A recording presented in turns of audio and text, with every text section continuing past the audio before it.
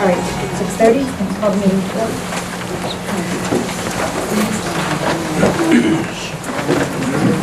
Allegiance to the flag of the United States of America and to the republic for which it stands, one nation, under God, indivisible, with liberty and justice for all.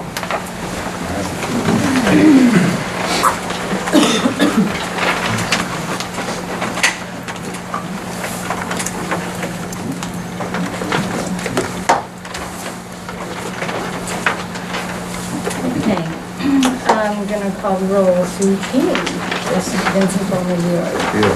Ben Rick, Here. myself, yes, Ruby Hills, Jeff Levesque, Brian Franklin, Here. and Christine Levesque. Okay. All right, so as you know, the non-public session for this, for 6 o'clock was canceled because the person meeting with us isn't going to be meeting with us and asked to reschedule, but they'll let us know when. There is a request to have a non-public session at the end of the night, so we will be having one later. At this time, is there a motion to approve or modify this agenda? Madam Chair, may I be recognized? Yes. For purposes of modification of the agenda, I think that we have a burden upon us to get the budget done, and there's an awful lot of stuff on here that I think that could be tabled for future discussion with Bert.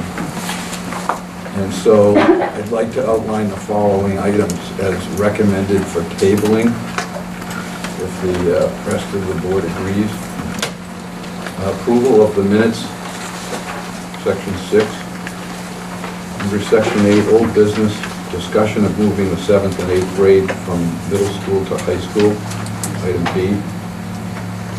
Under number 9, new business, item D, review of the warrant articles for the warrant. Item G, confirmation of the budget committee vote. Item H, the request for the facilities committee to obtain third-party 20-year demographic. And then on the back page, all of the policies, item N.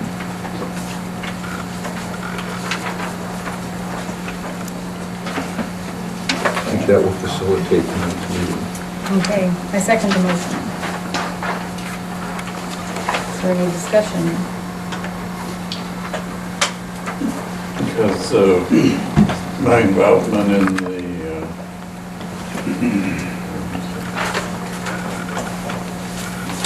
Are you looking for the facilities committee request? Yes. Yeah. 9H. On first H. page. Okay. I don't think that would take long to approve that. Do you think we need to have it as a separate line item or make it part of the budget discussion though? Yeah, I thought it could be part of the budget discussion instead of being a separate. Yeah, As long as it's considered, right, so we can get moving on it. yeah. Anyone else? I'd like to call the question. Okay.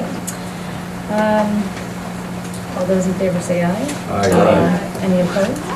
Any abstentions? Okay. Passed by an aye vote of 6-0, 1 absent. And now present. Hello, Jen. We just modified the agenda greatly to be mostly the budget.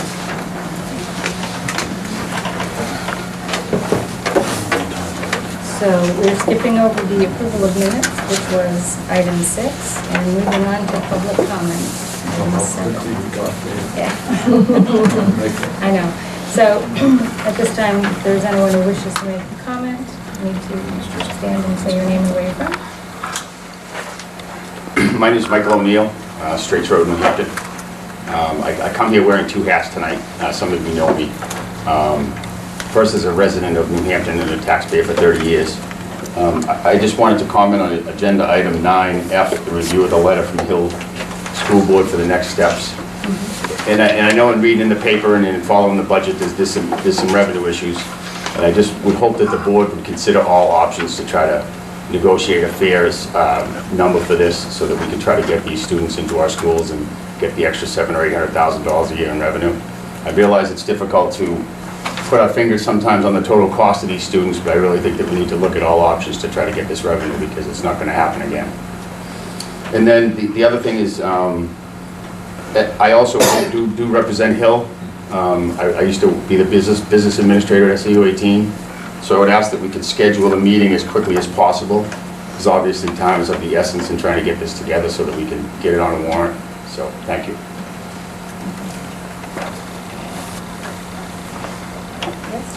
Terrence Murphy, Bridgewater. I just handed out the cards from the Department of Education that has a lot of statistical data up to 2012-13 for summary information for you folks. So that's out there, you can pass it on to each individual.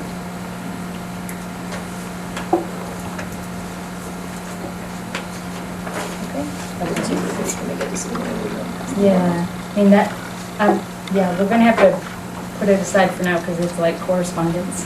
So,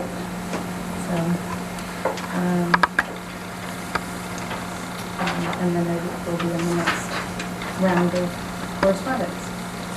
Anyone else? Okay. All right, first item under old business is discussion of full-day kindergarten. So Stacy, why don't I turn that over to you? So I met with, and because of the board, to look at kind of the cost estimates for all-day kindergarten. And I do have some additional handouts if I can pass them down. I left, so the packet is in front of all of you. Looks like this. So what I did was kind of mapped it out, met with all the principals around what does this look like. And again, we went on the high end because if we move forward with this, we have to kind of go with the worst case scenario. So in looking at Bridgewater Hebron, you know, over the last 4 years, kind of historically, we have between 17 and 24 students. We currently have 1 teacher. So for additional needs, we added 1 teacher because if we get to 24, your policy is a maximum of 20 students per class. So we would need an additional teacher. We estimated teacher funding. I believe this was at a bachelor's step 5, I think it was. Maybe a bachelor's plus 15 step 5. I tried to find something in the middle. With health insurance at about $72,000. There would be no additional needs for support staff, meaning just general para-educators. For special education, it looks like we would need approximately 2 additional paras. So remember, with half-day kindergarten, if we have a student who needs a para, we can often share that para. Between, we would put a student in an AM program and a PM and use 1 para. If it's full day, then you need to add that additional time. So right now at Bridgewater, we have 4 preschoolers moving to kindergarten next year there. 2 of them require one-to-one aides. 1 of them could use a shared aide, but we think with the full-day kindergarten, it's going to be a challenge for him. And so we are estimating that that student is going to need an aide all day. Currently, we have a kindergarten classroom, so we don't need additional space. If we needed an additional classroom, we would utilize the current Title I space that is being used by Title I. If we need an additional classroom, we would need additional funding for furniture, so we estimated that at about $6,000. And again, if we needed that additional classroom, we need additional set of all the curriculum materials. We estimate that at about $10,000. We also made sure we looked at breakfast and lunch to make sure that we could facilitate that, and we believe that would be fine. Dana did recommend that we would likely need to add an additional lunch. Right now they have 2 lunches, an additional lunch to be able to fit all the students within the cafeteria. So the total for Bridgewater Hebron is about $146,000 in addition. For New Hampton, again, we kind of range between 8 this year, which is a really low number, and 23 in 2011-12. I did add in there because it was interesting in 12-13, actually first grade went up to 30, and it was one of those significant jumps, so you can kind of see trying to figure out what those numbers really look like can vary drastically. Can I ask you a question about that? Yeah. If we get a first grade that's 30, then we can get assistance for 2 years, right? To reduce class size if necessary? So no, so that would come out of your Title IIA grant money. Okay. That's not free money, so we currently get about $80,000 in Title IIA, which at this point we have used we used to have a teacher in that, but we also don't have professional development money, so when we put that teacher back in the budget, I've used almost all of that for professional Okay. development. I was just wondering, kindergarten wouldn't matter like, I was thinking that we could apply for that, but we couldn't. Yeah, that's not really, like, that's not applied, that's really one of our grants, it would just, Okay. so we would basically use Title IIA money for class size reduction versus using it for professional development. So, that's okay. Adding back in the 50% position was about 64,000. That is actually on the higher side, and the reason for that is we actually, because the teacher who is currently in the kindergarten position would be guaranteed a position, so we actually cut the first grade teacher who's retiring with the assumption that that person would go full-time. So this is actually adding back in that other half of that position. And then adding another position in, just again, not sure what those numbers are gonna look like. This year's really low, but it hasn't been that low, so we don't, is that an anomaly?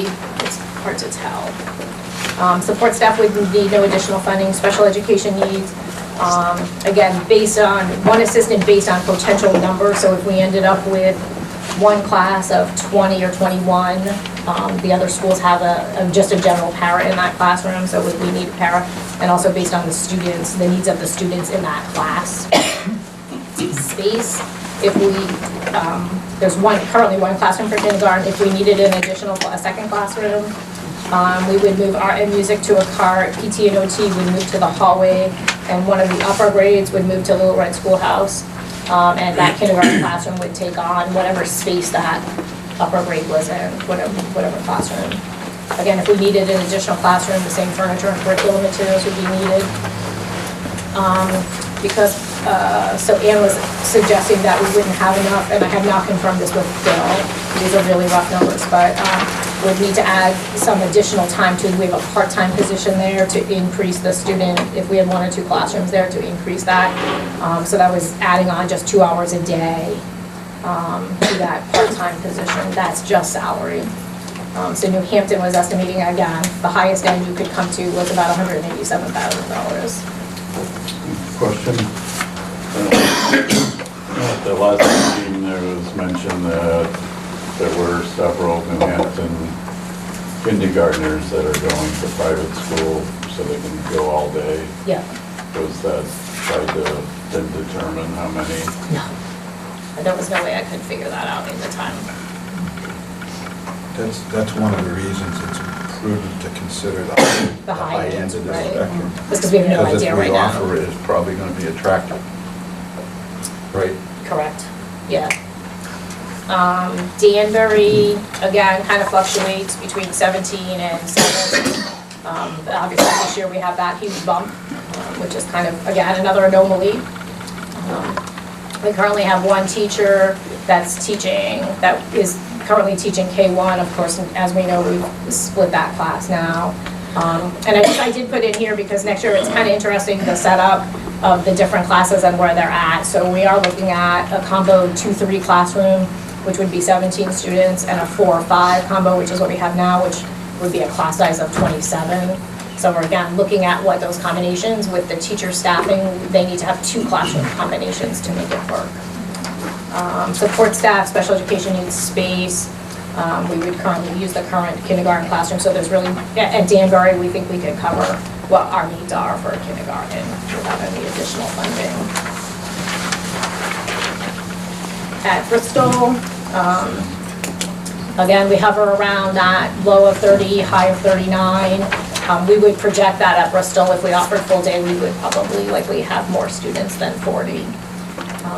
Right now, there's a teacher and a half in the budget, so we would need 3 classrooms, and so we're projecting that at 1.5 teachers to create the potential 3 classrooms. So the half the time would be about 25,000, and then the 72,000 for the other teacher. Support staff, again, looking at 1 potential aide, and special education. We currently have a part-time position that would have filled that half-time. We would need to make that a full-time position to cover that student all day. For space, we currently have 2 kindergarten classrooms set up. So if we needed a third, we would combine 2 special education rooms into 1 and use that room. So again, what would you need for that third classroom would be $6,000 for furniture and $10,000 for curriculum materials. for a total of $160,966. So the last page is just kind of a little summary and some additional things to think about in the implementation. I did speak with Scott about transportation, and just based on very preliminary conversations, we have enough space on our buses to accommodate those. Now it would depend on how many students took advantage of that, where they lived, and so we would need to assess that as we got closer. But he believes right now, based on our numbers, we could meet the needs without adding students on. An additional note on adequacy aid. So for adequacy for kindergarten, you still will only get half-day adequacy. That doesn't increase because you have full-time kindergarten. So you would continue only to get 0.5 for those students. I put some money, about $7,300, for some summer work because we would want to meet with the kindergarten teachers, talk about some curriculum planning around what does a full-day kindergarten program look like. How long should we spend on reading and math, and what does the schedule look like? What does that curriculum really do for us in that sense? And then I did add what would the impact on local preschool and kindergarten programs look like. So again, my understanding is we had several after-school programs, and when we opened up our after-school program, they all shut down because nobody was using them. And so just again, reflecting on our communities, is if we had full-day kindergarten, would it mean the closure of some of our community programs because maybe kindergarten is what's funding them and helping support them, and you take those kids out, and now all of a sudden they don't have enough to sustain. So I just put that in as something to think about as our community programs. And then I just put our policy, which talks about for kindergarten grades 2, K to 2 shall strive to achieve a class size of no more than 20 students, so you have that basis. We were also asked to look at a half-day option. We had lots of conversation around this, and really without further study, it was really hard for us to come to an agreement on it. So we looked at, do you offer a half-day program and just have it say at Bristol, just to throw that out there. Do we bus students into that program? If we as a district and you as a board believe that full-day kindergarten is the benefit for all students, then should we offer a half-day program like that? Then what happens if you only get 2 or 3 students enrolled in it? Do you still run it? Do you not run it? Then we talked about the full-day option of kids just leaving. So do you have a full-day program, students leave at 11? So the downside of that, it does 2 things. One is either we have to continue to do all the instruction in the morning, which we're clearly identifying we don't have time to do, which is why we went full day. And so we would really gain nothing educationally in the morning. Or if you spread it out through the whole day, then those students would miss whatever instruction was happening in the afternoon. So say you decided to do ELA in the morning and math in the afternoon, would they miss math every day if they left at 11?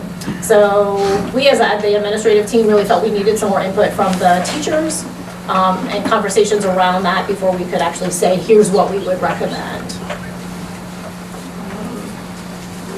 And then, so just the total anticipated additional budget cost, and again, this is the high end, was $502,172, rough estimate. What do you think would be the low end of that range? Would be 0. No.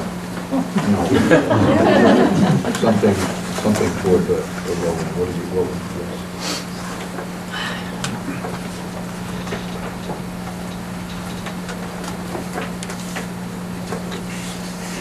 So to the low end,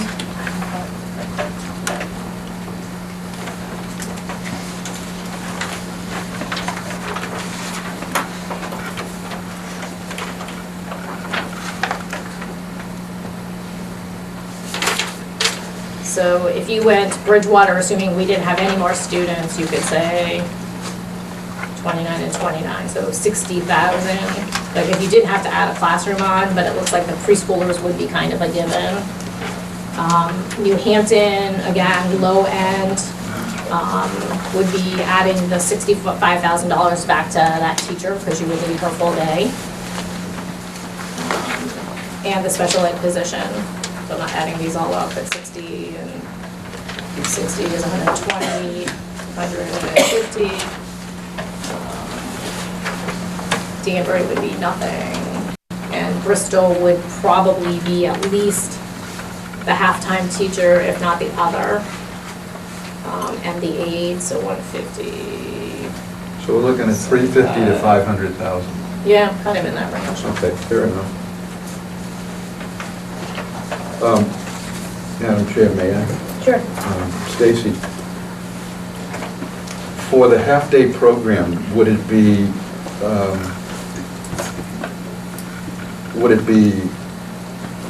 okay to consider a one-year half-day program to see what we would get for results with some parameters on it, like Yeah, I think- transportation provided to, but parental pickup or vice versa? Yeah, I mean, I think you could look at lots of things. We could, as an administrator, we felt like we wanted to have a conversation with the teachers, like get their perspective on what would that look like. So if we, again, if we kind of go with the notion of we all believe that full-day kindergarten is the answer for our students, what does that then look like as a half-day program to meet that same standard? Because the last thing I want to also do is set our first graders up. So if we have kids coming from a full-day program and a half-day program, is one going to be leaps and bounds ahead of the other? Yeah. You know what I mean? So we had all that dialogue, and that's where we kind of landed, it was hard to make a recommendation on that. That, I understand that. That to me falls in line with, along with the impact on the local preschool programs and kindergarten stuff. I mean, it's something to think about, but our obligation is to provide the best possible education that we can.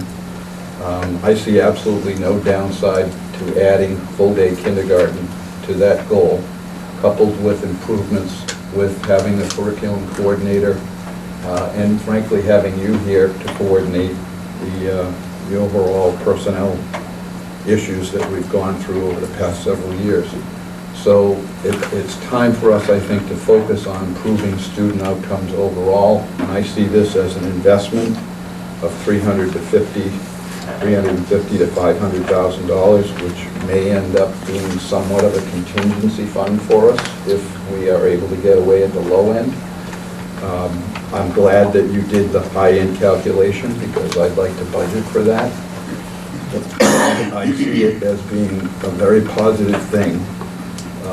With input from some of the folks, our demographics say that there are children that, in parents' opinion, can't do full day, and therefore we should try to accommodate that, I believe, with a half-day program of some sort, at least the first year, to see how that performs.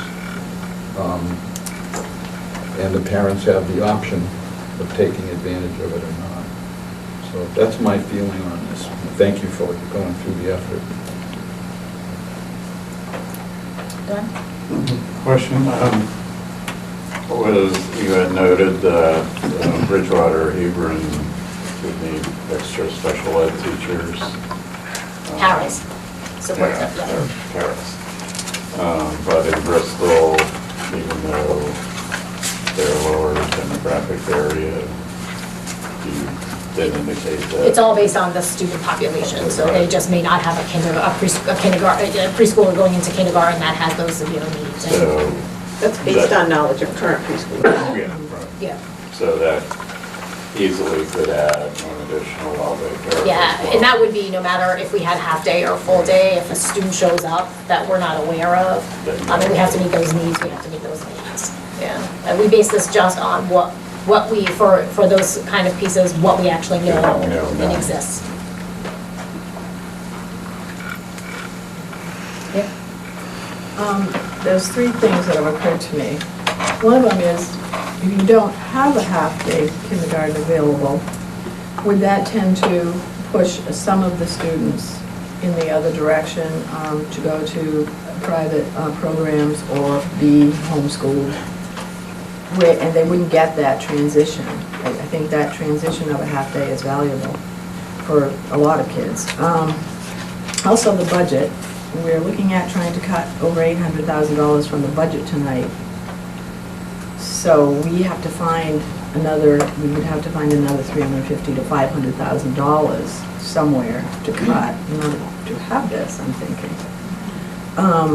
Well, this The other thing is, we're talking about moving sixth graders back to the elementary schools. It looks to me like this would use every bit of available space that we could possibly put sixth graders in.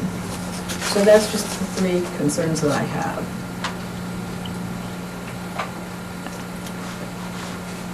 Anyone else? If I could, I think those are legitimate, Sue, and a couple comments. Everyone knows that because of the declining student population, it's been my position all along that if we're to provide leadership and try to place the district where we think it ought to be in the future, we're over-resourced. That said, I think this is something that may change that. And if the full-day kindergarten offering, which I think has no downside educationally in terms of student outcome, actually attracts more children to the district, then so be it. Because I think those students will better perform in later years, having had benefit of full-time kindergarten. And that's why I'm in favor of this.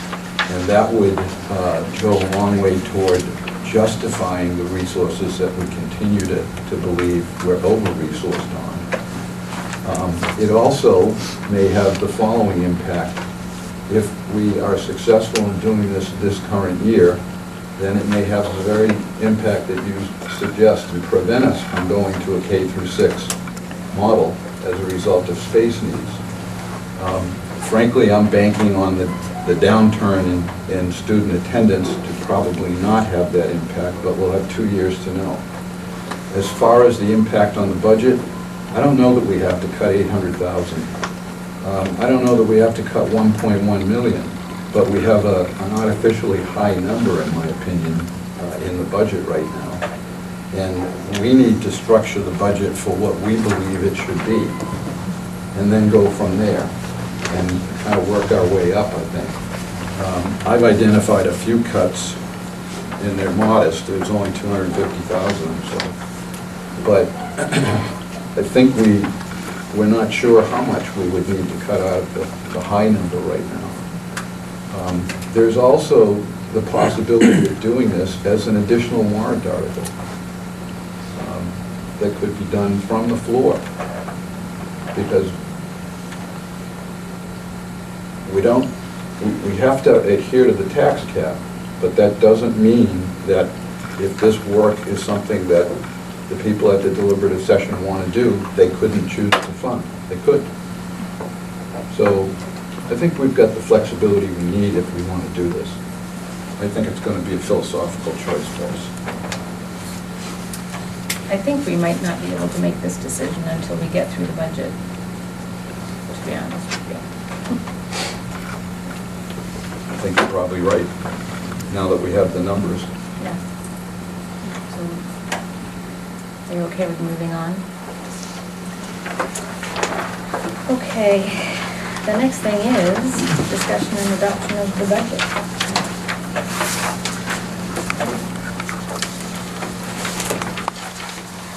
Ruby, if I may. Yes. Just so you know, so on your, in your handout is a little packet from Mike, so on there is this is revised tax cap calculation. So one thing we did get in here was the reimbursement from Health Trust on the health insurance piece that we'll get next year, which is new. So that has been added, so as you'll see, the number we need to get to stay within the tax cap's a little lower now, 595, 886. So Mike, that was the only thing we changed was the... That's correct. So under other local health trust reimbursement, donations, and rental, Where's that, Mike? under other estimated revenue sources, other Okay, local, yeah. Come over on the right-hand HT side. reimbursement, stands for health trust reimbursement, that's that surplus. So this past week, we got the, actually, they haven't gotten the actual documents, but they emailed them to me for the reimbursement that we made in August of 2016. So that revenue can be counted. And that's in addition to the 5,000 that was in there initially. So it's so it's been recalculated. Just over $241,000. Okay. So you're saying now instead of the 800 plus that we had to cut, it's now at 595? Correct. 80, okay. Correct. I mean, usually we don't, because we're still in the adoption process, if we do get information that can be verified, I think it's responsible to add that in there. But on the flip side of that, Uh-oh. so remember, yeah, so it all comes out, right? Hold on, let me find my budget. So there's a lot of rate sheets that haven't come to us yet. So like, we just got the rates now for our health insurance estimate. But you know, about the same time they came to us last year. Yeah. That was a 9.6% increase. Yeah. This year, it's an 8.5. Stacy's got a whole list you can talk Yeah, about. so we need to, so if you remember, so the bottom line budget was 20,734,377. We need to add in that we had that one retirement that we've received since the last meeting, or actually we talked about the 12,137. And then the adjustment for the health insurance, because we budgeted at 7% and it's at 8.5, is an additional 38,373. Which kind of then brings your bottom line to 20,784,887.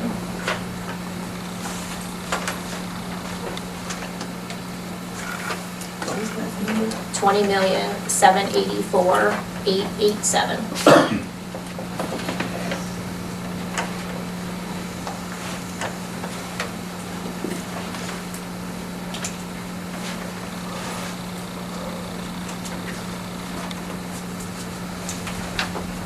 Mike, can I ask a question about the insurance increase? You said 8.5%. Is that consistent statewide, or is that? No, it's district actually- from district? It's different for each district because it has a lot to do with our claims and they calculate them each year. So remember back to the audit, the OPEB finding also represents the claims that retirees have. Even though we don't pay their premiums, their claims affect our rates, so that's that liability. Sue, sorry. Well, I think Vincent touched on something that I was gonna bring up. I can see where maybe we could make some cuts. I couldn't see where we could make 800 and somewhat $1,000 worth. I don't know, 595 is another figure. But what happens if we just present the budget at deliberative session that we feel is the appropriate budget? Can we do that? No. So first off, you You can't can't because it goes to the present budget anything. committee anyway. Right, okay, So but- it's their budget that Well, will I be know, but deliberative session. Usually we have another figure that is I mean, you- maybe the school board number. Right, I mean, you could, it can't be on the warrant article because the warrant article has to be a number below the tax cap. You as a board could say, well, we support this budget because it's below the tax cap. Here's things we cut out of the budget that we think are important for the district. I mean, you could certainly add to your conversation at deliberative session, but you have to present a budget that's within the tax cap. Right. And that can be done in such a way as follows.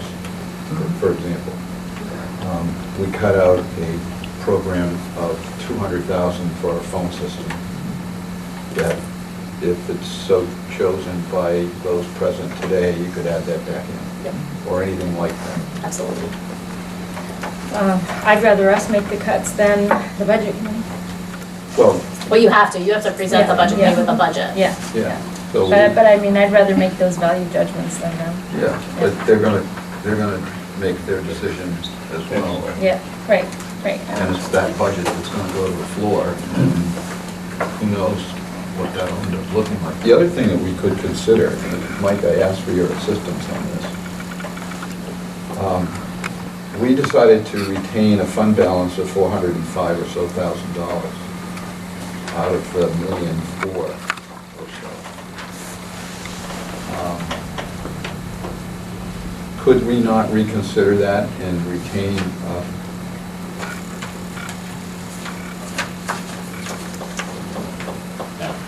or not? That's done. Sorry. You really have two options when you have that kind of a surplus. And you're capped at what you can retain. So the question is what you can retain and what you Well, that is reduce the cap, assessment. isn't it? Yeah. 405 was the cap. That's right. Okay. It can't be applied to the budget. So that's a common question. It's like, well, we could use that one. It's not. Plus it has to be approved by the budget. Absolutely. I was just trying to get. But the money that we did hold back, that does increase the amount that raises the tax cap by value. What you gave back. So No. What we kept, if we gave back more, it would reduce No. the tax cap amount. Next year, next year. It's not an option at the moment. If you were to decide that you would not retain any fund balance, that would be added back into the tax cap calculation. Right. Which would reduce it. Yeah. You That's can't the make point that I was- But you can't make that decision in our tax- now. No, that's the point I was trying to make. Yes. that Yep. By retaining it, we may actually make the tax cap higher. Or lower, however you want to. Yeah. Well, You had less to spend. Yes, Yeah. yes. You're right. we have more Yeah. Yes. room in the budget. Well, I would wonder if we couldn't reconsider that, but that aside, let's not forget that that $1 million that's going back could be sold to the taxpayers by saying, here's why we want to spend, say, $500,000 on kindergarten this year. And the net impact to you and the tax rate may end up being neutral, which is always a concern of mine, that the select boards in the cooperative district may or may not do that with what they get back from the school district. So taking an approach like that might be something doable by the school board for a change. Jeff? With so much riding on the budget this year, I'd like to propose that perhaps we sit down in cooperation with the budget committee and working on the budget so that we don't end up with a situation where choices are made that we can't agree on. I heard that we've done that before. It's very To some extent, yes. But did we start But you with can't- our version first? I don't think so. I think we just had discussions together. You still wouldn't be able to change the mind of the budget committee if they had certain preferences to cut or not cut. I mean, you might be able to, but you might not. I know what you're saying, come in from the same direction, but The advantages of doing a joint meeting like that are that they get to hear our thought process. And see what's going on. Right. Jeff's coming from. The approach that we did take in the past when we did do that was actually done as a grassroots effort. The superintendent had presentations made by staff people to both groups at the same time from the beginning, so that they could understand how things were built.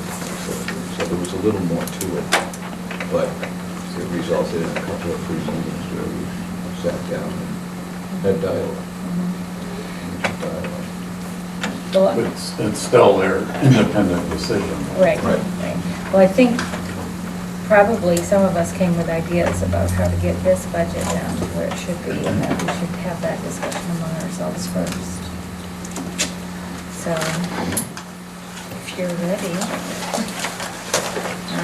It's good that, you know, there's less to find than there was before.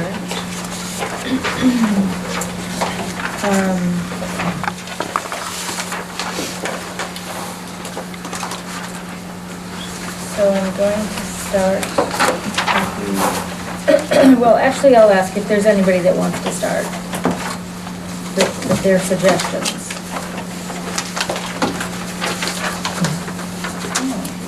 Okay. Do you want to start? I've got a couple of ideas. I'd like to hear about this demographic study. I don't understand Okay. anything about it, but it's only, I guess it's only $5,000. Right, it's actually a space needs study, and we had a dated copy of it that was done in the district before the 2003 warrant article went out for renovations to the elementary schools and the middle school. And in looking, we're trying to find some of the backup for that warrant article value. And so we have a narrative of what it was intended to pay for, but not the architectural plans yet. But in looking at that, we looked at what they did to come up with a long-range facilities plan, trying to replicate some of it without doing all of the work all over again. And they had an independent body do a long-range, 20-year demographic study for the district, and along with that, they did a study of the space needs and what would be necessary in the district for the next 20 years. So it was very thorough, and Don and Mike and I all looked at that, and the committee felt we should do that. And it would look at those kindergarten projections. It would look at our enrollment and whether or not it was going to stabilize. You want to add? Also, White Mountain just produced the 95-page capital improvement program plan, and that was based on this demographic study that they did as well. So we felt that based on that experience and prior 2002 experience, we thought it was very appropriate, especially with declining enrollments, that we come up with a definitive independent projection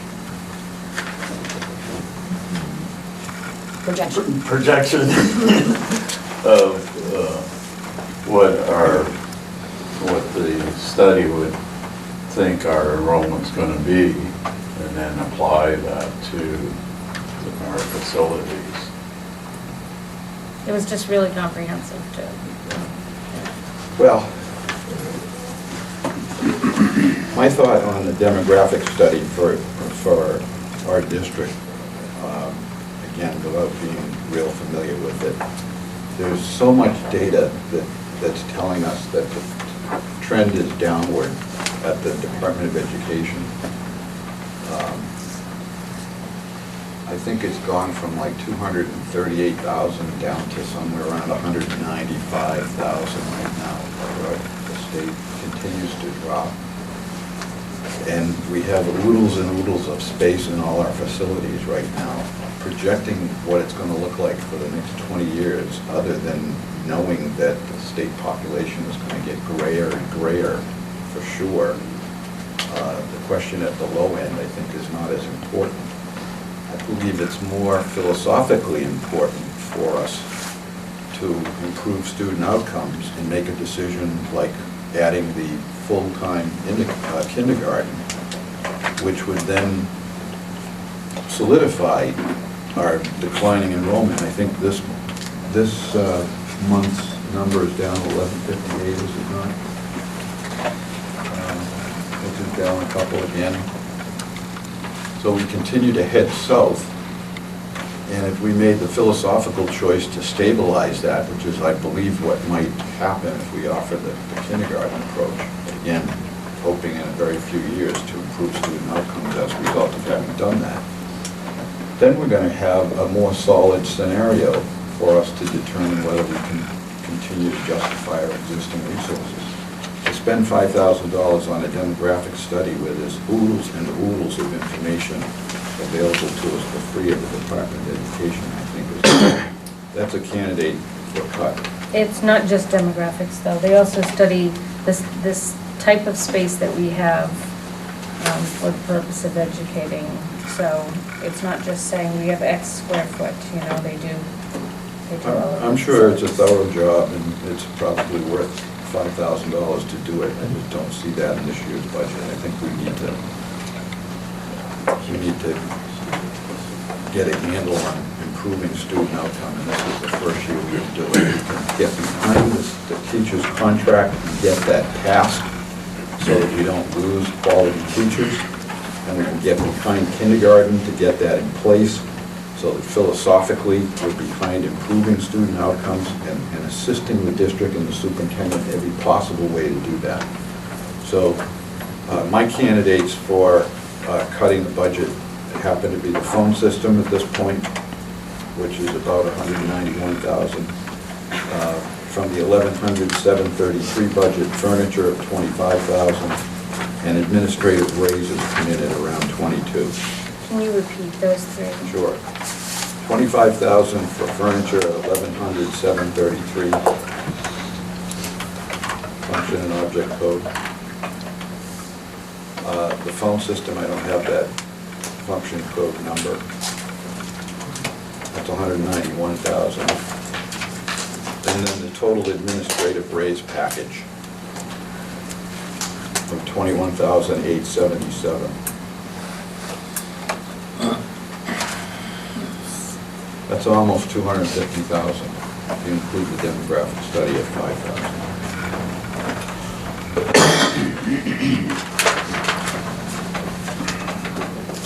Don, did you have anything?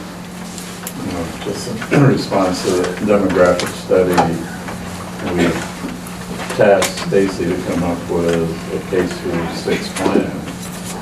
And as part of the facilities committee meeting, we discussed that and felt that the demographic study would provide additional basis for finalizing that plan.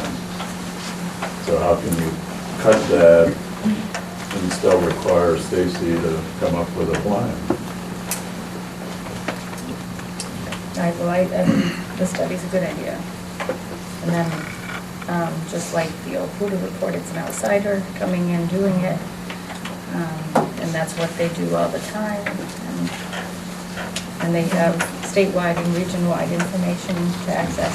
That's the other thing, you were using state data versus specific data for each region.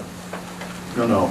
Available at the State Department of Education is Do they have specific is data for is the voluminous Newfound data region? from all of the school districts, yes. It is voluminous. So I would be in favor of this study too, as a good, strong basis for a number of things that we're doing. I think the state figures are in the ballpark, but I think that they don't have, nobody's contacted anybody that I know to find out how many children are in town who are not in school yet.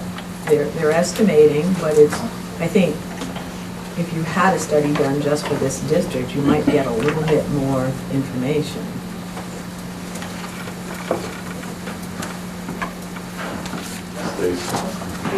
Oh, yes. I did when this was brought up, so I did a little research on it, just so, all I looked at was the demographics, I didn't look at space needs, because I didn't know that was part of it. But just as a reminder, you had one done in 08-09, which provides far more than just the data. They do birth rates, they do a historical comparison for the region, so they are able to project out, calculating wise, a better number than just counting students. So you did that. I did call around to different people to try to get different ideas of, a ton of school districts are doing this because we're all kind of in the same boat, kind of looking to say, where are we at? Are we growing? Are we declining? When's it going to stop? Kind of things. And so I did come up with actually 5 different organizations who do price range. The low was, somebody did just strictly a demographic study, a low of 4,100 to a high of 54,000. So it does range depending on where you go. 54,000 I think was from an out-of-state organization who also added travel into coming to visit, but those were some numbers, some range of numbers that I got to do basically an enrollment projection. Is that the 2009? Yeah, the 8th. Get a quick look at it. Yeah, I was kind of wondering, did this hold true? That's what I'm- It's Yeah. definitey higher than where we are. This At is- the end, yeah, That's what I thought. I looked That's at the what I very was end, looking where for. it's about 60 students off at the very end. Yeah. I didn't look year to I year. remember seeing this, Yeah. and I remember it saying that projected enrollment was going to be, well, it says 1,450 right now for 2014. And we're 300 off that, Yeah. so. I thought it only went to 13. When I read the body of the report, I thought it was 10 years. I thought it was stopped at 13, but I could be. Well, I'm some of looking the at the other graph, and information. it's 1450. Wait a minute, At the top, it says to 2008. wait a minute, 1350, I'm sorry. I apologize. It's still a couple hundred off. Well, I think that we're getting hung up on $5,000, which is not bad to discuss, but maybe we should get to the 500,000 something Yeah. first. That's why I said it's a philosophical. Yeah, yeah. So we can return to this, but first we have to, yeah. So, in the absence of specific suggestions, I guess, from each of you, can you take out Stacy's list from last time of possible areas to cut? And can we go through those and see if there are any of those that we want to accept? Where I got mine. I didn't get one. Last time? Oh, you weren't here. Do you have any more? Yeah, marking centers. Yeah, but they're small. Center big. Yeah, that's about it. You get a couple extra, Mike?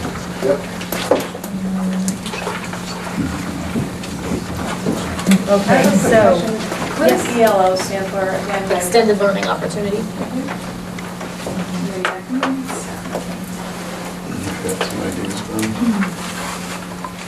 okay. I have an idea, and a bunch of questions. So, let's, I guess we can start while we wait for that, if, yeah, I know. I want to go to the new request that we have in the back of our 3-ring binder.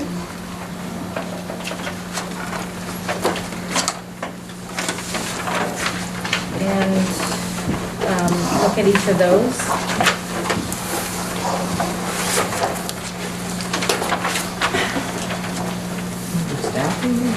So, yeah, so I am going to go all the way to the back, and the very back one is the request, because you brought up ELO, so that, the very last one was,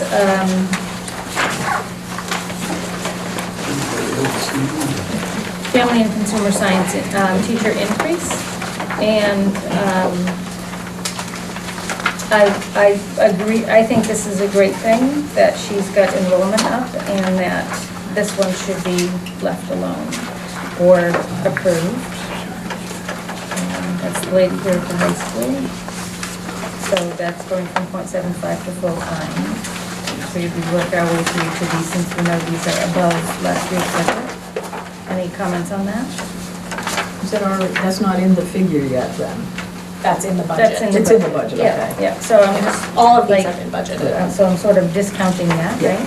Okay, and then the next one, so I'm moving toward the front here. The next one is to increase the ELO coordinator / senior project position to full-time, but these high school additions have no dollar value, where the other requests have dollar values. So can you point me to where that amount is, Stacy?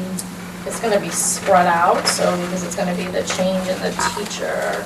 Okay. So, I'm gonna ask Mike to find it where we added it, that's 80 people. That dollar amount will be, it's gonna be under, so again, it's in that generic, it's in that 1100 line. So so when you look at the budget, it's just that big number. Okay. So it's not it's not gonna be a separate line item, but we can tell you what the increase in salary Yeah, is. yeah, because I don't agree with this one, so I need to know what it is. So this is one, so if, just for the board's knowledge, if this doesn't go through, we have nobody to oversee senior projects. I thought we So- had her, but this is just making the position full-time. Well, she is part-time, Replacing she's, someone else, yeah. right, so she is part-time right now, doing ELOs, and we Yeah. added 3 hours to work with Earl Mills to transition senior projects. Right. So Earl is doing that as a part-time position right now, so, which is basically what he has done. It's been a part-time position, so she can't do ELOs and senior projects in half-time. So this would make her full-time to do both of those positions that are both right now part-time. Okay, so right now, we are using part of our budget to give Earl the stipend to, Or no, Earl, that's through a grant, that's through the I-3 Oh, okay. grant that he's doing that. right. For this year. So is the 3 hours that Amy is having as the transition person.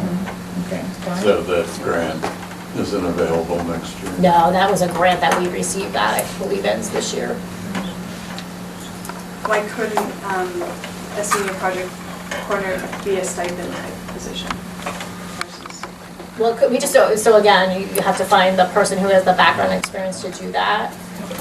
It could be a stipend position, but it can't be It would be a co-curricular. right, yeah, so I guess it has been since I don't know how long we've had senior projects, but it has been Earl's part-time position, it has been half of his position, has been the senior projects coordinator. So the stipend, I guess you could say, would be pretty significant. And I don't know that we have another teacher who doesn't teach a full caseload that could then take that on. It fits in well with the ELO coordinators because that position is flexible in the sense she doesn't necessarily come in at 7:30 and work till noon. Sometimes she works sometimes in the afternoon if we have a student who's out doing job shadowing. So it kind of fits in nicely because you need that flexibility if the student is only available at 7:30 in the morning or they're only available after school to have that time. So the two positions dovetail nicely together. And she's already trained and worked with Earl. Jeff? Actually, I'd like to ask Allison, what is your opinion of the senior projects? I don't know much about them.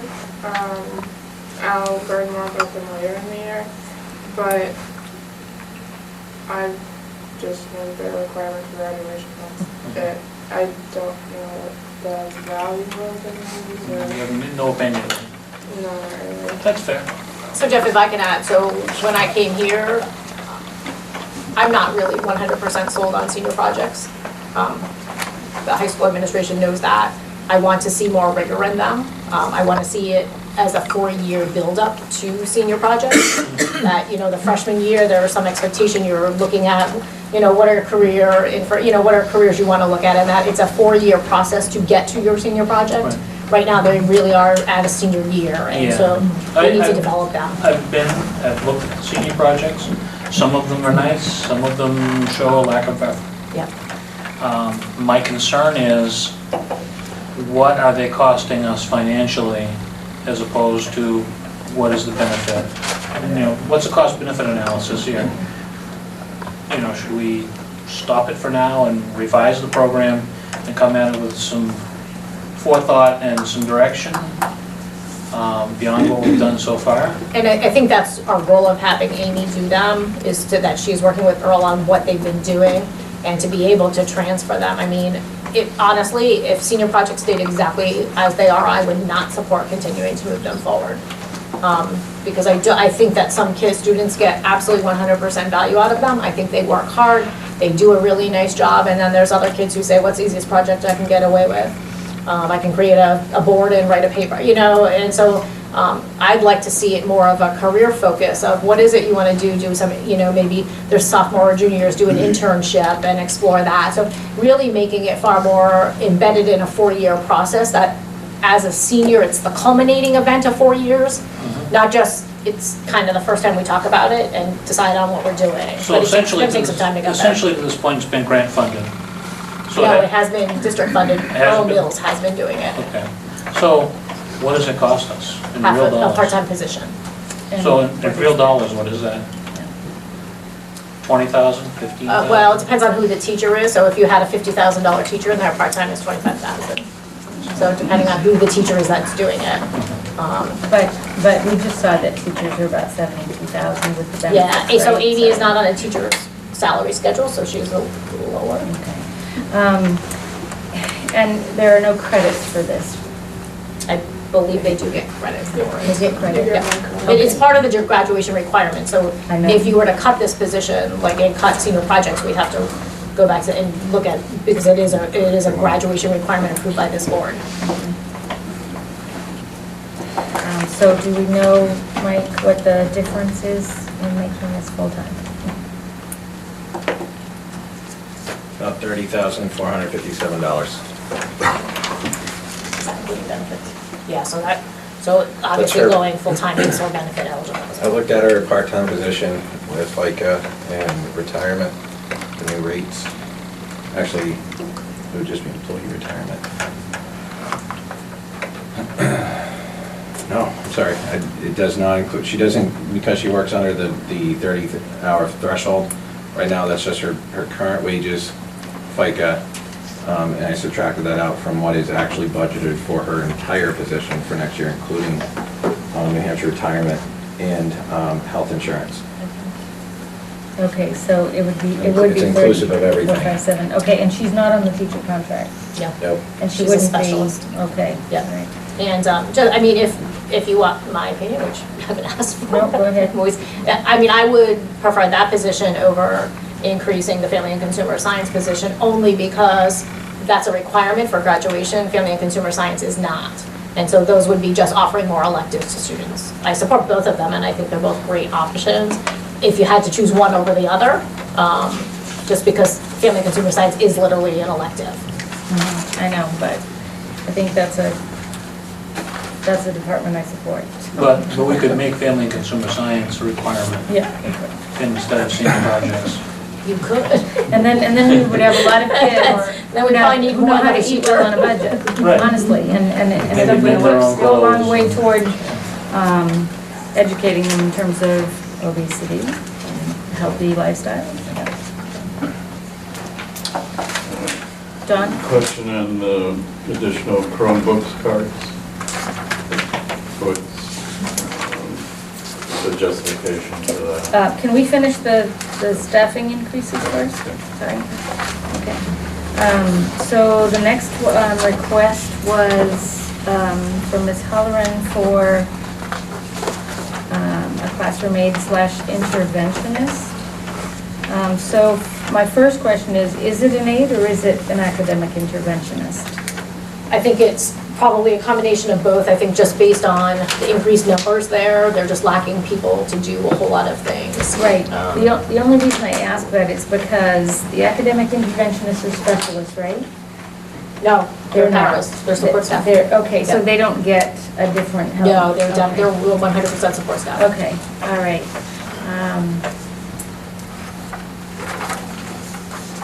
And we have all of those. Can you just thank Ann for really doing a thorough proposal for us, because the last two were so incomplete, but it's nice to have this. Any thoughts on that position? If not, we'll just skip it and move on to the next one. The next one is also from her for New Hampton, and it's the reduction of kindergarten position to part-time. Total reduction $41,821.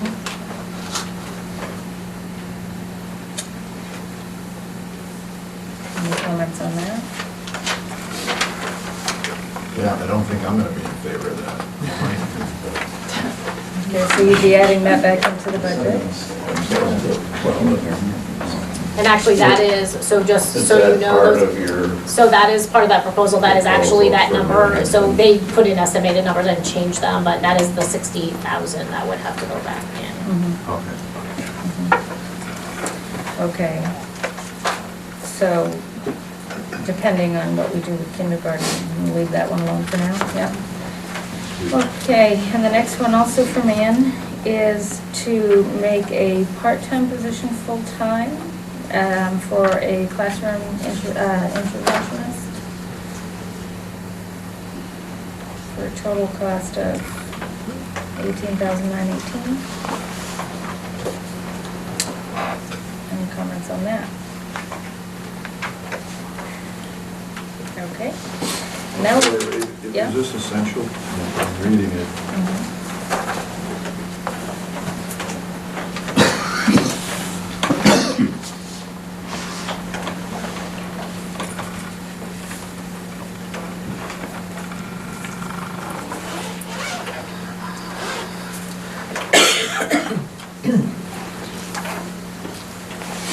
This seems like a nicety, but I don't know if it's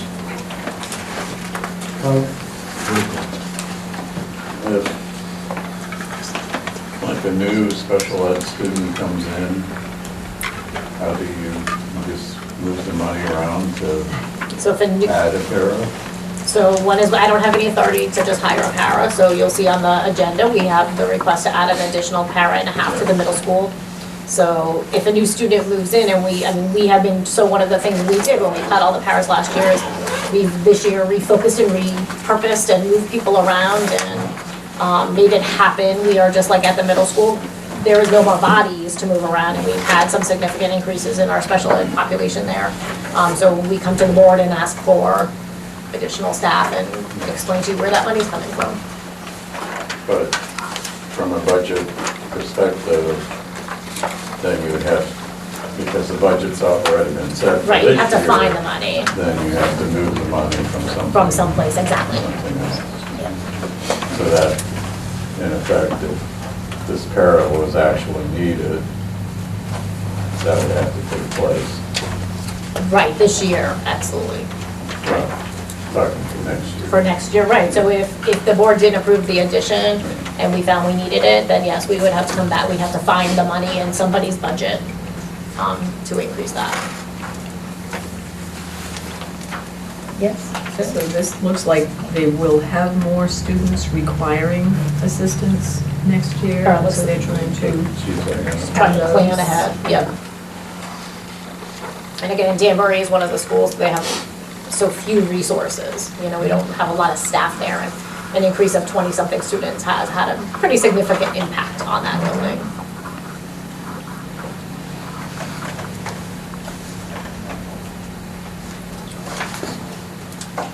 Anyone else?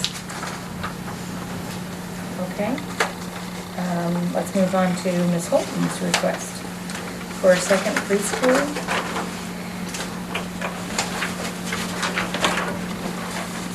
I have some questions about this one, and the first question is, how would you find the students who are supposed to be model students?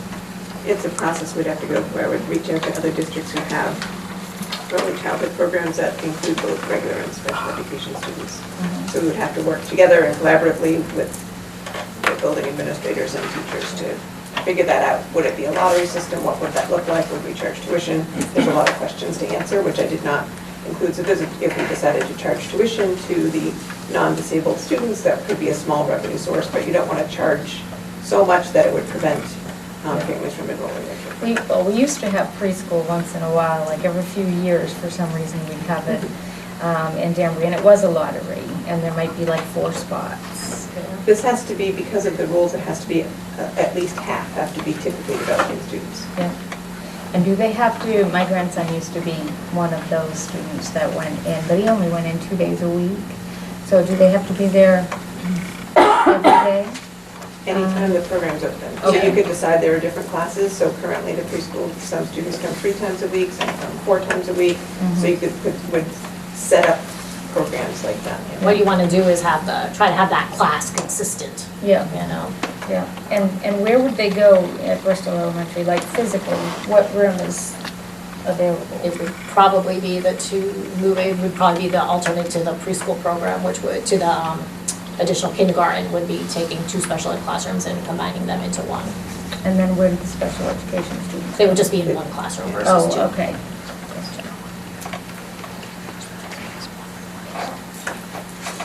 Anyone else?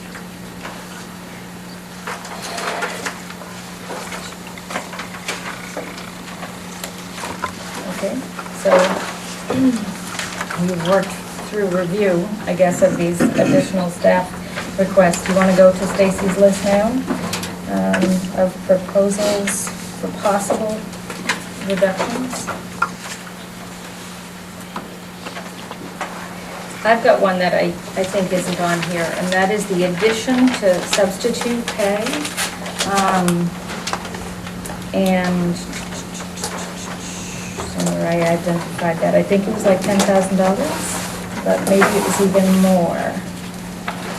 Oh, I have salaries, page 18, of 31,411 increase. And I had asked about that last time, and you said that was for professional development, so that we could have the teachers coming out for professional development. And I actually don't think that we should do that. Was it $10,000? I'm sorry, Ruby. Oh, yeah, no, it was $31,411. Page 18. In the detail.